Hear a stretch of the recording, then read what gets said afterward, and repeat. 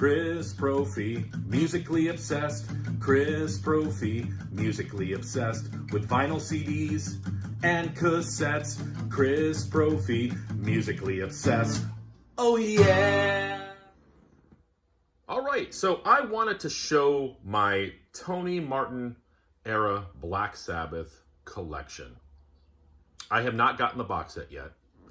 I will though, because those albums are some of my favorites, and Tony Martin is a great vocalist in my opinion. So I've got most of these on CDs, and then I've got a few vinyl that I'm going to show you. So here we go, the Tony Martin era Black Sabbath CDs in my collection. So the first one is one that is my favorite of the Tony Martin years, and that's the Eternal Idol. And I'm still kind of annoyed that they didn't include this in the box set. And if it was included in the box set, I probably already would have had the box set in my hands. But I guess that there were some record company issues with the release. I'm not sure. I mean, they did do a deluxe reissue of it that I also have. I forget the year. It's too small to read for me. This is a great deluxe reissue of it. 2 CDs. This also has the Ray Gillen sessions, because originally this album was going to feature Ray Gillen on vocals. So it's kind of neat to have 2 versions of my favorite album. Hoping someday for a reissue on vinyl of this.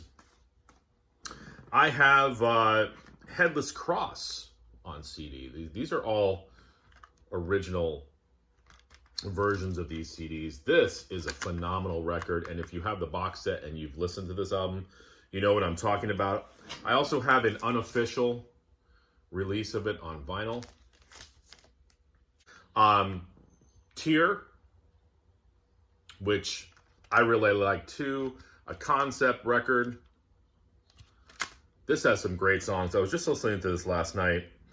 I love The Lawmaker, Jerusalem, just a really, really great album by Sabbath. Again, at this point, I feel sorry for Tony Martin because nobody gave a crap about Sabbath around this time. So they could have created the greatest album of all time to rival Master of Reality or Volume 4, and nobody would have cared. Cross Purposes. What a phenomenal album. I believe Geezer Butler plays on this album.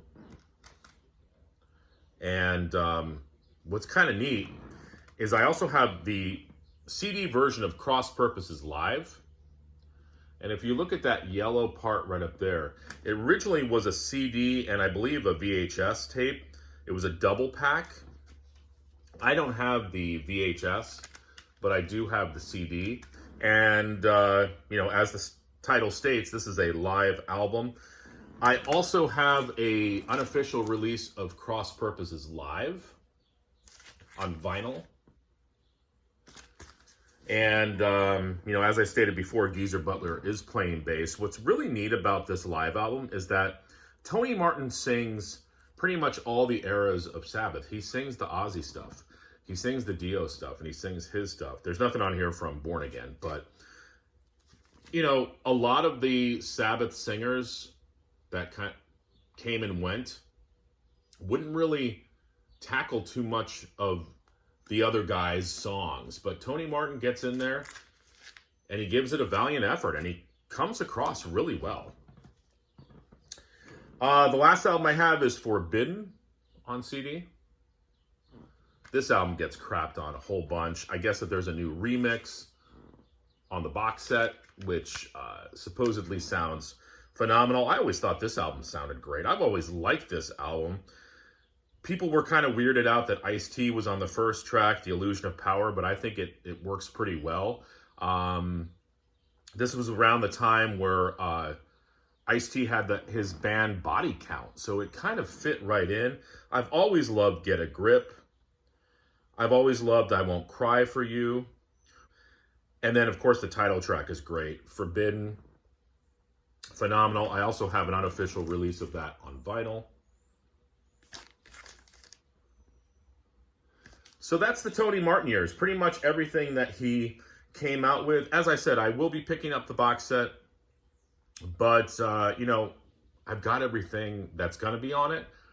But I am excited to hear that Forbidden remix. And supposedly everything else was remastered too. So I will be picking it up, but I wanted to show you what I had already. What do you guys think of the Tony Martin years? All right.